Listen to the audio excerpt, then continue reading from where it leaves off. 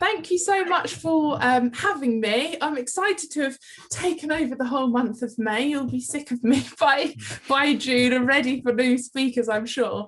But when Chris and Hilary came to me and said they were doing a sales month, I was like, well, I want to do all of it. I can't have anyone else doing it. So yeah, so it's been really, really great fun working with the muster-in holders and with you guys. Thanks for having me. I'm just going to start with a little bit of an introduction about who I am and all of that stuff. So, you know, hopefully you feel like you're in capable, good hands. So we are Selling Savvy. We are hospitality and event industry sales training. We are specifically sales. We don't do marketing or operations or anything. We're really, really niche in what we do, and we're super passionate about it. We believe in tangible techniques, so things and kind of actionable things that teams can go away and action straight away to get results instantaneously. Again, we're niche within the event and hospitality industry. We really believe in moral salespeople. We don't teach tricks and tactics. We make sure that it's all relationship driven and keep in line our moral compass with everything.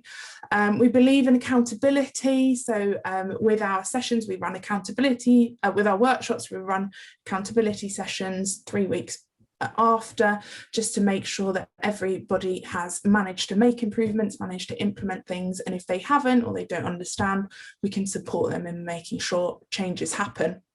Competition makes us faster, collaboration makes us, oh, I've lost my thing here, sorry, makes us better. Strong collaboration, work with lots of different businesses to further support the event industry as a whole. Charitable and sustainable, working towards being more sustainable and taking lots of things online and having as little paper as possible. And we're local, so last year I was self-employed running the business in Surrey and Hampshire, and over the course of the last year we've grown to a team of 6 now across the country. Our most southern is in Devon and our most northern is in Leeds, so we cover and bring local knowledge to the market to support the industry to increase revenue and conversion. And we have only ever had 5-star reviews, which I'm thrilled to say and really need to keep and uphold, otherwise I won't be able to make that claim again. A little bit about me. I am Kate. My background is in proactive and reactive sales and events within hotels, so managing conversion strategies, going out, bringing in leads to the business, exactly like the majority of you do, I'm sure. Started Selling Savvy 3 years ago now. Passionate that we're niche within events industry, and we write all of our own content, something again which I'm passionate about, because believe it or not, you can buy a training session for a couple of £100 offline and just deliver it, but we've worked out we've got 133 years worth of experience in the team, so we write everything ourselves. So that is a little bit about me and my background. In terms of the content today, we're going to be talking about consultative selling, which is it's a 7-step process that you can do in that order, which I'm going to take you through. And we have seen incredible results from our clients just by going through this process. 2 clients have 100k and 150k bookings in the middle of COVID last year. So if you do stick to this and do it and put your all into it, I promise you it works, which is exciting. So to begin with, I'm going to show or ask you a question. I want to do a little poll just to get you thinking about what comes to mind when you think of a salesperson. So if you wouldn't mind getting your phones out, hopefully you've got them tanned. I feel like I should probably prep people. I just presume everyone has their phone next to them, and go to menti.com and it'll ask you for a code. And if you use that code 77400530, then this question will come up and you'll each get 3 words, which should come up on the screen. And I'm interested to hear, as a buyer, as somebody who goes to the supermarket, who maybe goes to buy a car, goes to buy a suit or a dress, and people come up to you, what do you think when you think of a salesperson, a typical salesperson? Sometimes we're up against quite difficult words, aren't we, as salespeople? Oh, charisma. Oh, I love that one. First one up. Great one. Yeah, charisma, personality. Absolutely, really important. Let's see what else we have. Annoying. Oh, gosh. Okay, cool. A massive, massive mix. So what have we got? Dynamic, over the top, gregarious, pushy, ambitious, team player, friendly. There's such a mix here, which is really, really interesting, of positive and negative words, really. Passionate, target driven, resilient, natural, gift of the gab. I love that. I would love to know who put that. That is such a good phrase. Oh, they're still coming in. Amazing. Kindness, confident, strong. Yeah. So there's quite a mix here of how we view salespeople, and perhaps being in the industry, what we would like to be as salespeople. We want to be knowledgeable, passionate, ambitious, all of these things, but perhaps we don't want to be viewed as annoying, pushy, any of these kind of negative words. Gift of the gab. I don't know if anybody perhaps has that on their CV, that's what they want to be seen as. Really, really interesting as to how we view salespeople. And what I'd like to do today is take you through this process and how to do it in order to, and the process is specifically designed to make sure that we are an expert in our field. We're talking to clients that we know, or potential clients that we know have the requirement to work with us, and we know have the requirement to book us. And if they don't, then harking back to me talking about having a moral compass, that's okay. We either pivot our product or service into what they do need, or if we can't do that, we forward them on to somebody else. And that's all about that's protecting the longevity of your business, and the kind of long-term strategy of your business. So consultative selling has been the backbone of Selling Savvy. It really is the way that sales is going over, I'm going to talk about exactly what it is in a minute, but over pushing your product, actually consulting the client is a lot more successful in the longer term. And I've got a couple of stats here. So only 13% of customers believe a salesperson actually understands their needs. So 13% of our customers are thinking we're not asking the right questions, we're not delving deep enough, we've got a product to sell and here it is, or a service, here it is. Whereas, and 72% of B2B buyers want a consultant, not a sales rep. So they want to be speaking to somebody who has an expertise in what they're looking to book. So for those of you who are from hotels, and venues, well, across the whole industry, our clients want to be working with a representative that's going to hold their hand through the whole process, not just give them a space to book and that's it. So a couple of interesting statistics there, and with everything that we've been through over the last year, and I'm not going to look back too much, I'm going to keep looking forward, but with everything that we have been through, it's important, it's kind of brought to light the importance of those relationships and the strong relationships and the two-way relationships as well. So if I can share my screen, I'm going to take you to a consultative versus product selling slide. So these are the kind of definitions of two different types of selling. And as I'm going through these points, maybe have a think about how you sell, how you kind of talk to clients and the kind of language you use. And you don't have to tell anyone, it's not a test, but just have a think about which camp you sit in at the moment. And as Chris said at the beginning, if you've got any questions or want to say anything, please just pop it in the chat and I'm happy to answer as we go. So consultative selling, I need to move my people out the way. Consultative selling focuses on talking about the prospect. So, you know, you've probably heard that salespeople have to listen a lot more than they speak. And when they are speaking, they need to ask questions. And this is exactly why product-based selling talks about the product or the service. So this room can cater for 100 people cabaret, and we've got amazing AV and our Wi-Fi. We've just invested loads in our Wi-Fi and it's top speed.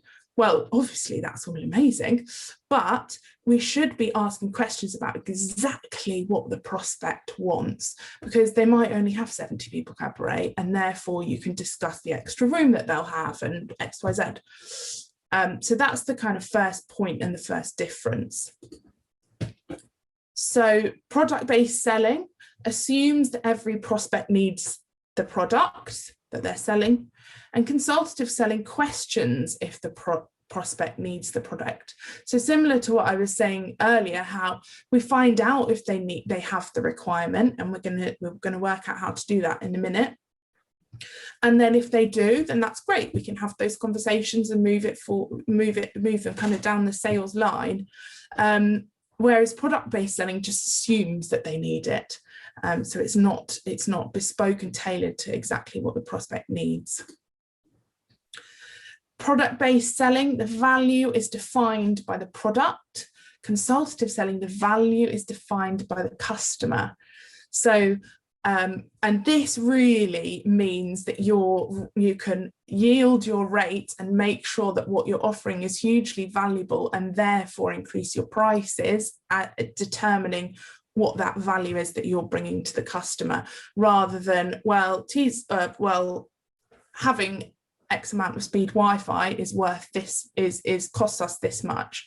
Well, actually, to the customer, it's a huge benefit, and the meeting, literally, the hybrid event or something, literally can't run without it. So where does the value sit? Product-based selling, the salesperson does most of the talking, and consultative selling, the prospect does most, or at least an equal amount of talking. So similar to what I was saying earlier, we want to get them talking and having a spiel, rather than a tick box exercise of lots of questions that you kind of run down just to ask them what they're trying to do. Product-based selling, a short-term solution. So often you find with product-based selling that they are pushing a product and that's it, whereas consultative selling is a lot more relationship driven.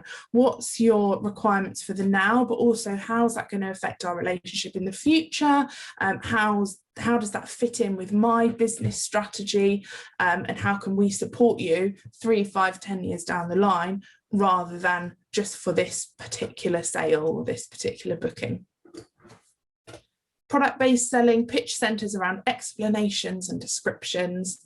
Consultative selling, pitch centers around probing sales questions. If any of these are, if you're recognizing any of these and you think, oh, I'm doing that all the time already, or if you're thinking, oh dear, I think I might need to talk a little bit less or something, then please do, if you're feeling brave, put in the chat box. I'd love to get your feedback and see how you feel about it. Product-based selling is really motivated by targets. So very kind of KPI driven, trying to hit that budget every month, making sure that the figures line up. And consultative selling is motivated by customer success, because we all know that, we all know deep down and logistically that customer success results in repeat business, results in higher profit, results in them spending more, upselling, everything. So consultative selling is much more based around that experience. And then lastly, product-based selling reacts to the demand. So what is out there at the moment, and let's deliver it. Consultative selling creates that demand, goes out and proactively finds that demand and makes sure that, that they can deliver into it, bespoke to what the customer wants, or the prospect wants. So does that make sense? Has anyone got any questions on that? Everybody looks like they're writing lots of stuff down. I'm going to have some water. So let's go through this process. There's 7 Oh, Simone, perfect sense. Thanks, Simone. I'm glad. So I'm going to take you through the 7-step process. Now, to start with, I'm just going to go through the 7 steps so you have an overview, and then we're going to move on and go a little bit more into a little bit more detail of them. This is a 3.5-hour course that I've condensed into an hour. So I'm going to be quite speedy with it, but as I say, just shout if you've got any questions. So number 1, we're going to research. We're going to research, see what's out there in the market at the moment, see who's booking. We're going to look at our competitors. Really, really important to know what our competitors are up to and what they're doing and how that affects us. We're going to then start contacting. That's the scary bit that lots of people get a bit nervous about, but it's fine because we'll tell you how to do it, and we will have already done our research. Then we're going to qualify it in conversations. We're going to adapt our product or service to make sure that it fits exactly what that client wants and what that client is looking for, because we've researched and qualified so much, we can really niche down into their perfect product or service. We're going to prove our value, and then we're going to close the sale. Oh, doesn't that look easy? If only it was quite that simple, but it can be that simple. We've just got to break down each section. Now, this is the order that you have to do these steps in, and if you do miss a step or go slightly out of order, you do risk not being able to close it as easily, and also risk that relationship that's beginning to be built. And you can absolutely see that if you contact someone, and this is the reason why people get nervous of cold calling or cold messaging or having those initial conversations, because if you do reach out to people out the blue without having done the previous steps, then it's going to seem cold. You're going to seem like you don't know what they want. Everybody's had, I'm sure you've all had those LinkedIn messages where they say, oh, hi, I'm an expert at building websites and I can increase your SEO. And you're like, but what? I'm not in charge of websites. What are you talking about? It's so frustrating. So, and the other thing is that if you don't perhaps adapt your product at the end and you've qualified it, but you're not niching into what the client wants, then it's not going to be right for them, and you won't be able to close it as easily as well. Let's see what's happening here. Avalon, I think that's how you pronounce it. I would say my style is very consultative, but I managed to add a bit of product style selling now and again, where applicable, of course. Oh, I love that. That's great to hear. You're kind of moving, ducking and diving where you need to. I love it. Delphine, with experience, have become more consultative as a junior salesperson. The focus was mostly on product. Yeah, that's really true. And this is something that we work a lot with teams on, is to try and is to educate the junior teams on this process and how to, the types of conversations to have with clients. So this process, as I was saying, does need to be in this order. Now I'm going to stop sharing my screen. I can see people are still coming in. I think Chris is doing that, so I don't need to do it. No, you're fine, okay. So step 1, research, we're going to start with. There's loads of different ways of researching, and it's worth doing some general research and then some more kind of targeted research. So general research, what markets are booking your services at the moment? What markets are booking events? What do people want from events or your business at the moment? What does the public want? What does the B2B sector want? And what do they want from you as a salesperson, as the kind of representative of that business? What face-to-face events have been successful, and what locations are thriving at the moment, and how does that fit in with your location, and what does that mean, and how do you need to adapt around that? What types of budgets have people got? Because some industries have booming budgets right now, let me tell you. Pharmaceutical, slaying it, very busy. And education sector as well, booking lots of events. It's quite kind of accessible information, a lot of this. Another thing to look at is who is recruiting at the moment, who's having to make redundancies. That will really give you a good picture of that business or that industry as to whether they've got money to spend or whether they're struggling with cash flow. Who's traveling at the moment? Obviously, travel is a bit of a difficult scenario that we're in at the moment, but some people will be traveling for business, and how does that work and how will that affect you? So looking at kind of slightly more individual research, what is your prospect's working situation? So we've gone from kind of successful businesses, and now we're going down to prospects that actually might be interesting. What's their working situation? Are they furloughed? Has their job completely changed? Have they got new jobs? Have they left? What's the wider company doing? And then how long is what are the company structures like? Often in separate industries, the company structures are quite similar between competitors. And in terms of research methods, I'm not just going to send you to LinkedIn, even though that feels like the obvious choice. There are lots of other creative research methods that you can do, and I'm going to take you through some of them now. So when we are researching, this is for researching businesses and more specific prospects. There are, like I say, some creative ways of doing it. Obviously, looking through old, well, I shouldn't say obviously, looking through old inquiries is a great place to start.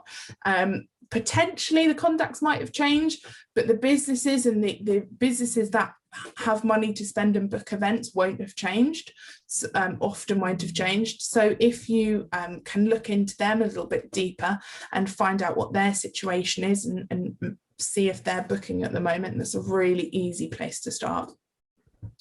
Looking at Google keywords, events, hybrid events in London, in-person event launch in Manchester, that will bring up lots of social media stuff, and you can see what businesses are holding them, if any, or what businesses are starting to research around them.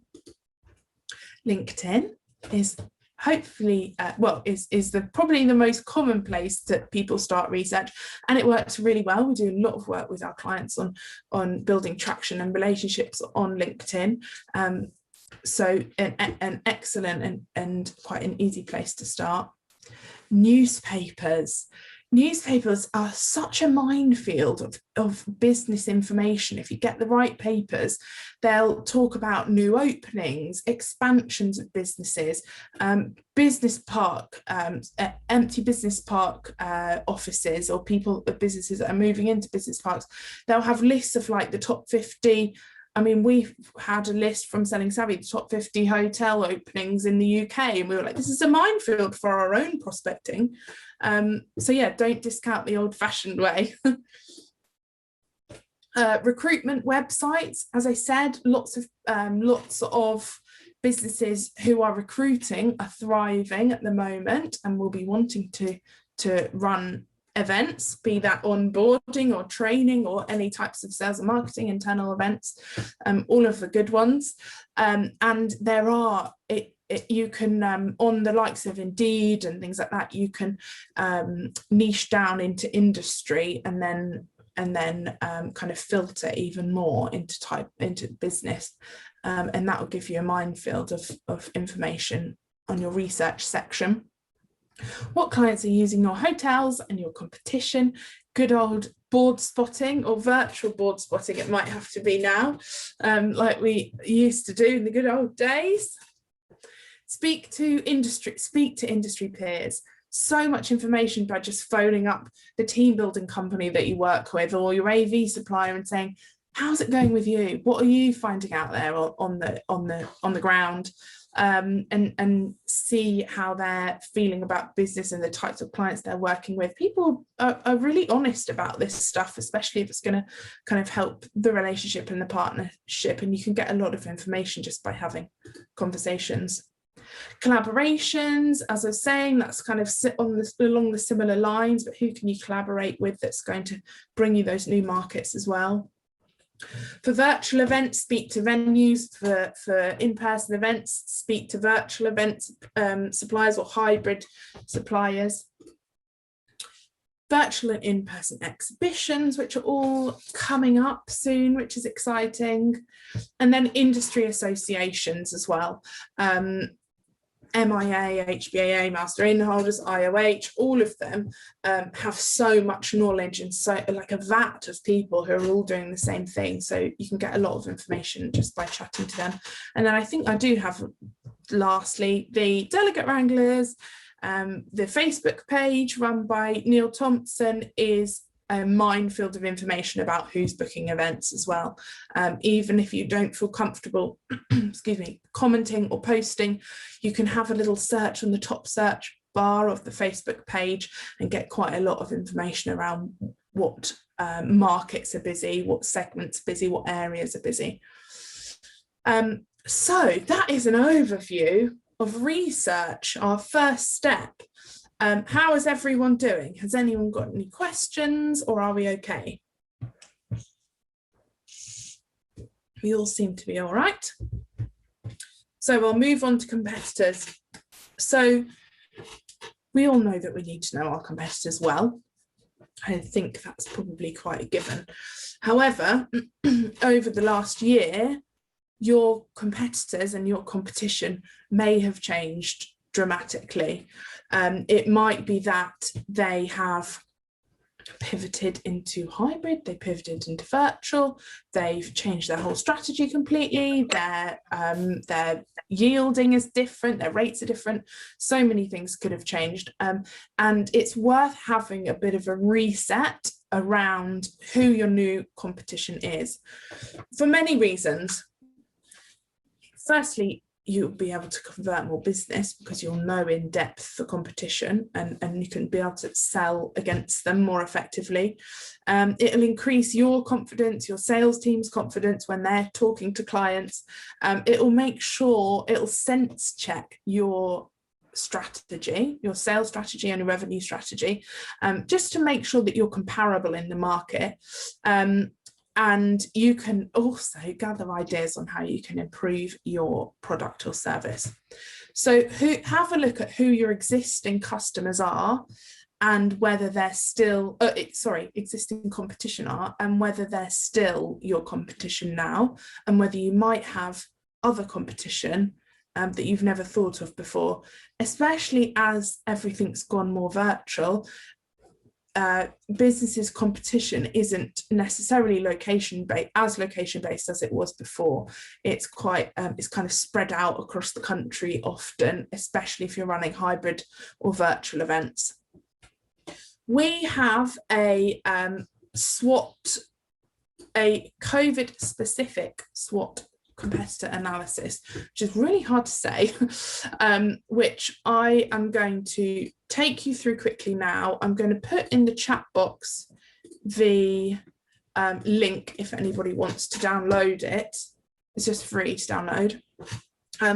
But it will take you through, it will analyze how your competition has changed and whether they're still your competition now. And it's got questions like, how have your competition conducted themselves over lockdown? Do they have good online presence? Is their marketing collateral up to date? What COVID measures do they have in place?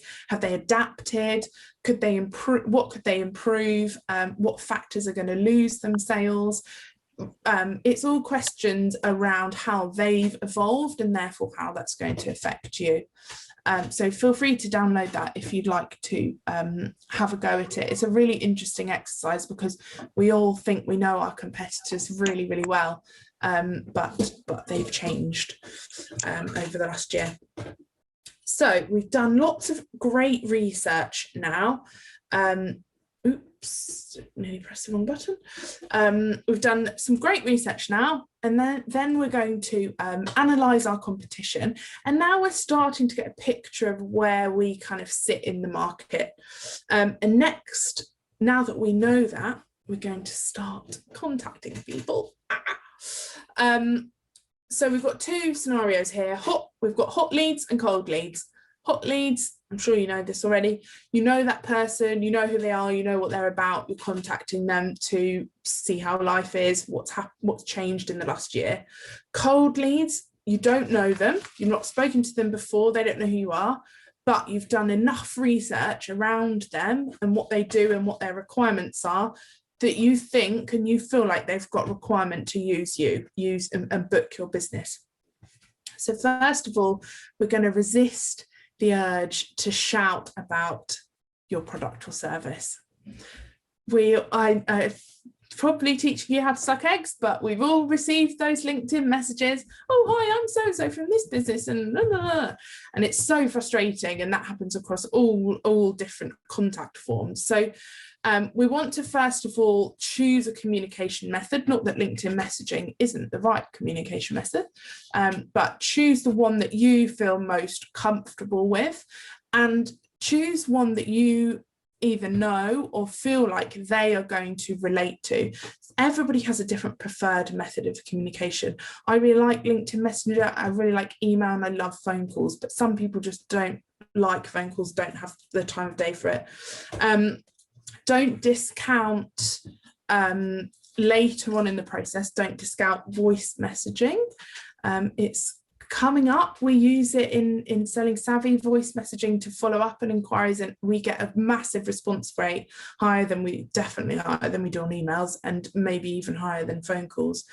So consider being a little bit creative around it. Also, don't discount the good old postcard and putting something in the post. People love to have something to hold. It's different. It's a lovely introduction to your business, as long as we're saying the right thing. So first contact, we're going to keep it really short and snappy. Preferably, we're going to relate it back to something that you've seen either in the news, on their social media, on their LinkedIn posts, so that you can start building that rapport already, and to prove that you're not selling them something straight away, and you're just actually more interested in having an open discussion and being able to support them. So, hi, I'm Kate. I'm just getting in touch because I saw your LinkedIn post about XYZ and I thought it was really great. It's so funny because I was thinking about this the other day and I saw this blog post. Here's a link to it. It made me think of you. How are you finding reopening? How are you finding life at the moment? There's a common ground there. There's giving them some value. There's a question, which is essentially a call to action.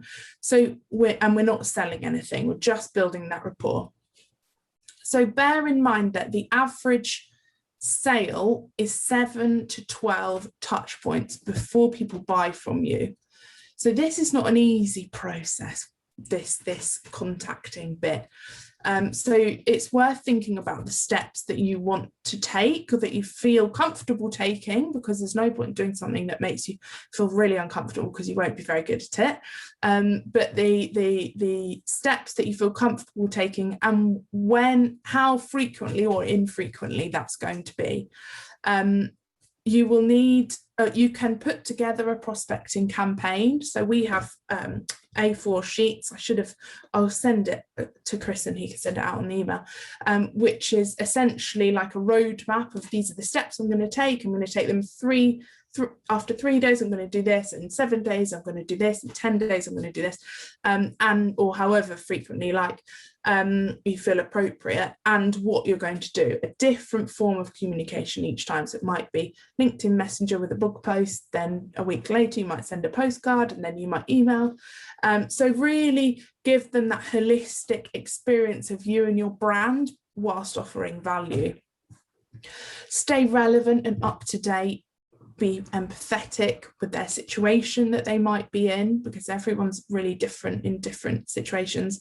Share, like I said, share blog posts, but also updates about the current guidelines or state of the industry if you feel that's really relevant to them. Because remember, we've done some really good research, so we know a lot about them and their requirements.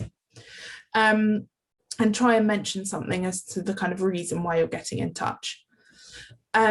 And my last huge tip which will make or break any sort of prospecting and proactivity or in the contact section is having a decent CRM and making sure that you keep track of all these touch points and get reminders to yourself as to when the next touch point is. Because if you do 2 touch points and they've not replied and give up, you've given up.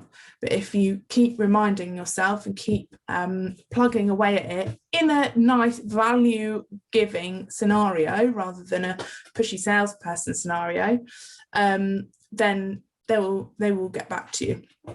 And often, I mean, I had it recently with a lady, and she was so nice when she came back to me. She was like, "Oh, I'm so sorry, I can't believe I missed your messages." And we had a phone call, just giving me an inquiry today. So it does it does work, but the persistence has to be there from a moral and relationship building angle. So next section is qualifying. Now we need to qualify everything. This is this starts to become a little bit into the reactive section, and not everybody will suit your business, and you won't suit everybody else's business. And it's important to remember that from the get-go. That's the whole reason we've gone through these the first 2 steps, is to make sure that we know that what we're offering they have to buy, otherwise everybody's wasting everybody's time. So is this piece of business in line with your new strategy, with your post-pandemic strategy? I've been told by my colleagues I'm not allowed to say post-COVID because COVID will never go away, apparently. So I'm saying post-pandemic. So is their business in line with your new strategy, or would you like to adapt your strategy to fit into it, or can you adapt your services to be able to take that business? And what are your prospects' current feelings, situations, moods? What are their current needs?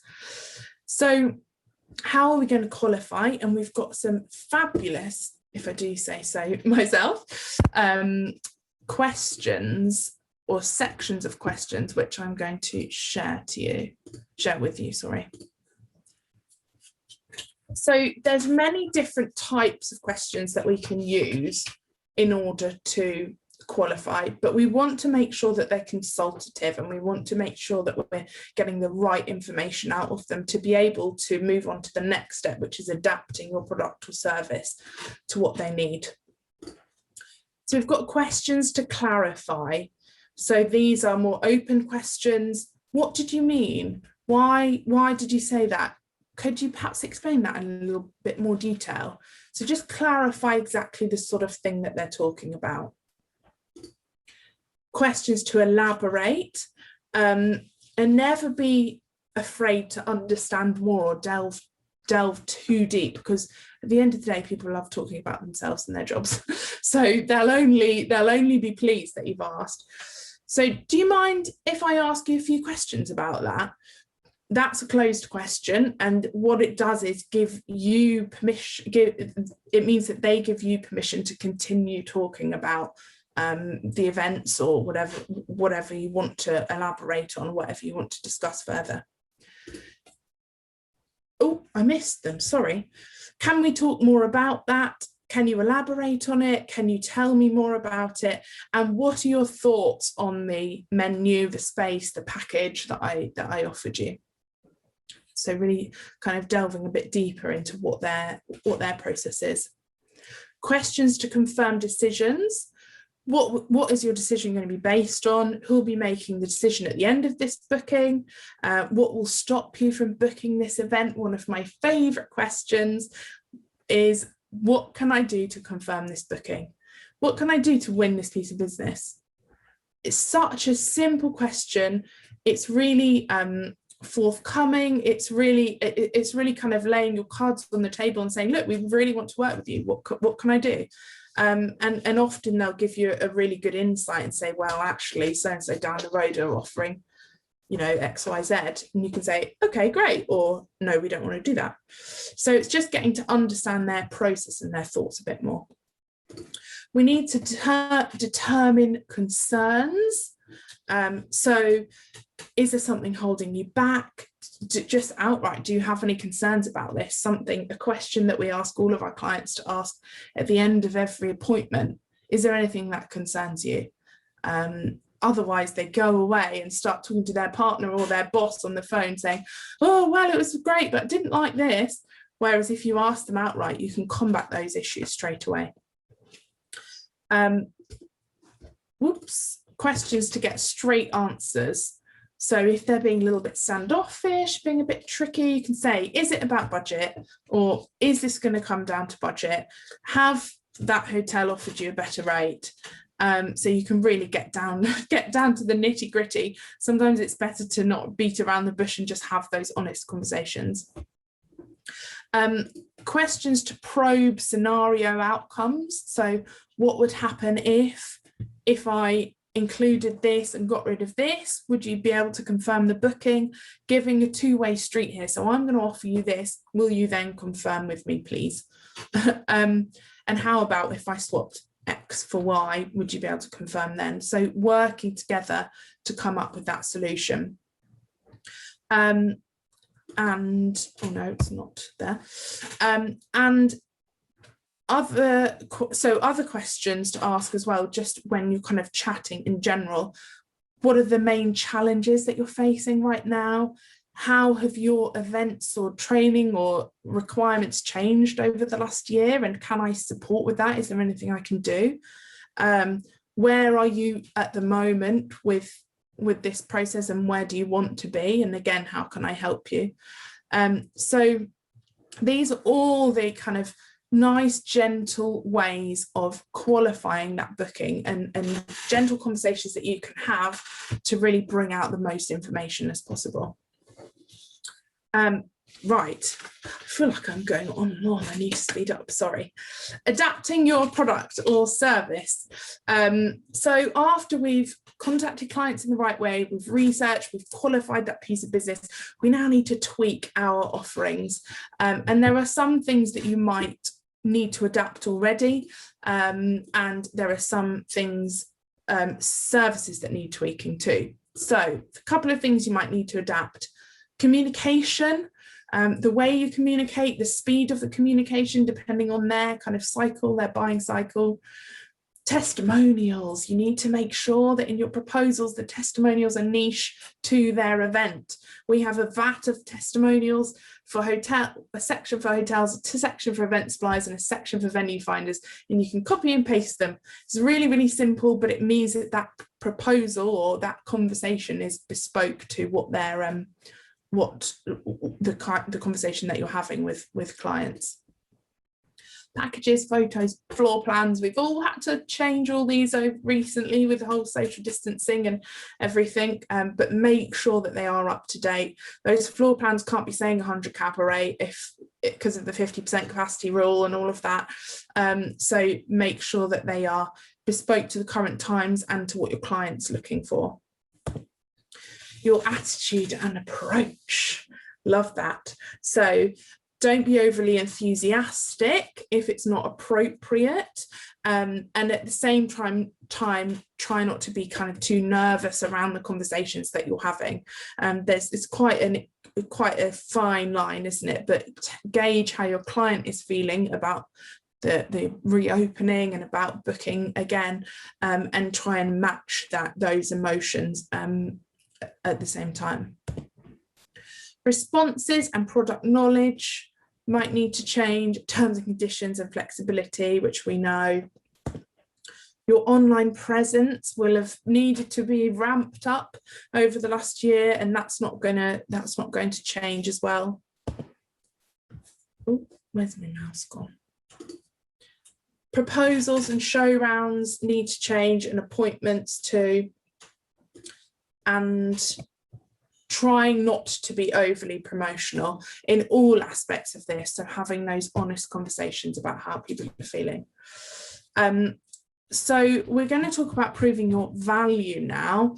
And now that you've created this product or service that is bespoke to unleash what they need, we need to just do that extra step to prove that what we're offering is right for them and that we're trustworthy. It comes back to that know, like, and trust, those three pillars of sales and of general life as well, knowing people, liking them and trusting them.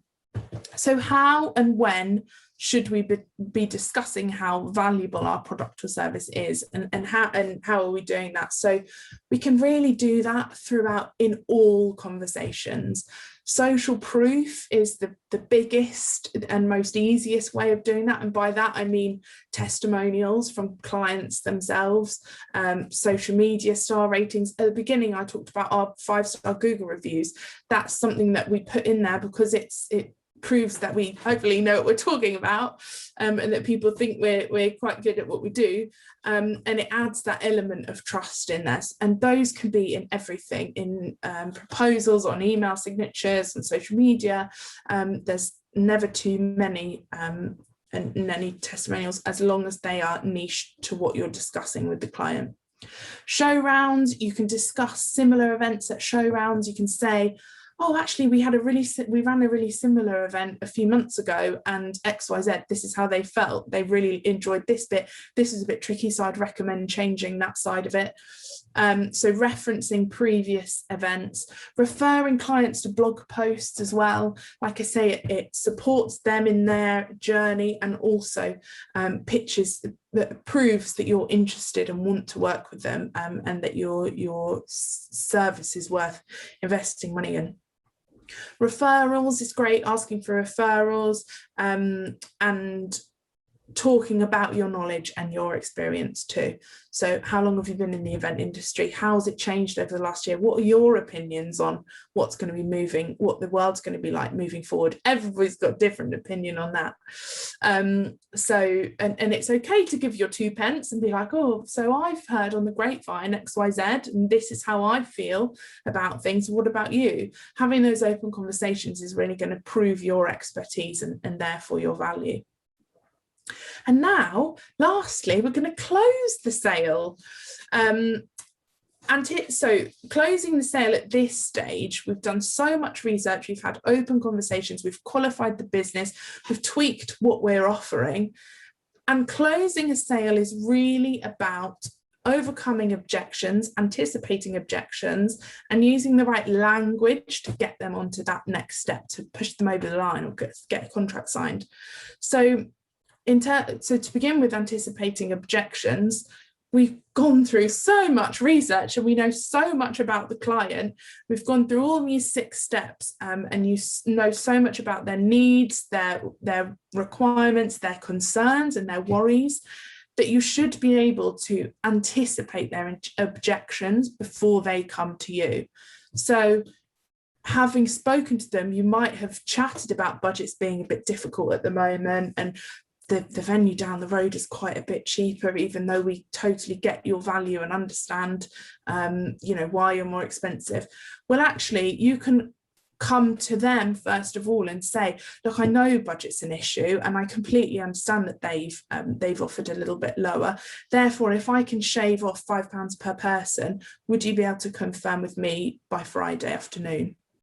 You are anticipating their objections, you're giving them something in return, and they're giving you something in return. That's called a tradable.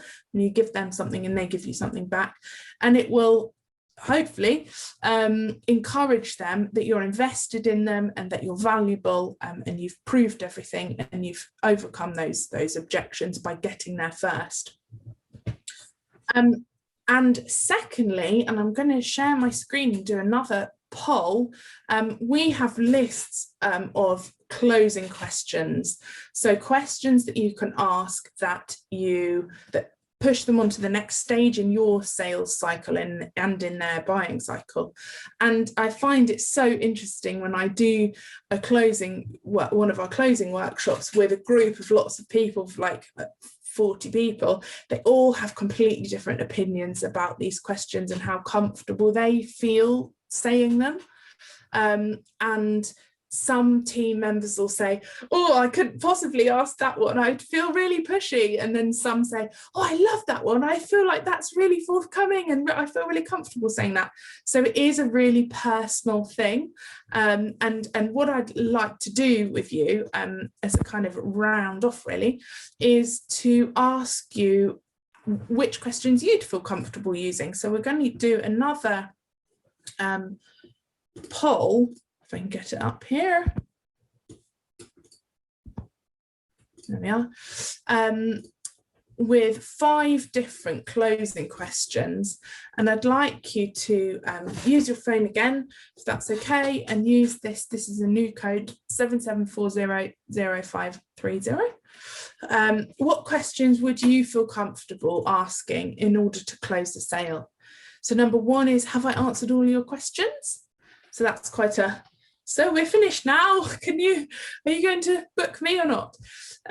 Second is, does everything look correct from your end? 4th, how does that stand? And 5th, what are the next steps for you? Oh, how does that sound? Sorry. So are you happy to proceed? Yeah. What are the next steps for you? That's a nice one too. Well, I think they're all nice, kind of coming from different angles really, but it's just getting your kind of mouth around saying them really and practicing them, because it comes, can't get my words right. It can come quite unnaturally, I think.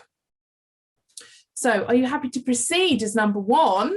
Have I answered all of your questions? What are the next steps for you? Does everything look correct from your end? And how does that sound? Excellent. Thank you. Really interesting. And I hope that you'll be able to use some of them moving forward and see where you get with it. So as a bit of a overview and just to go through those steps again,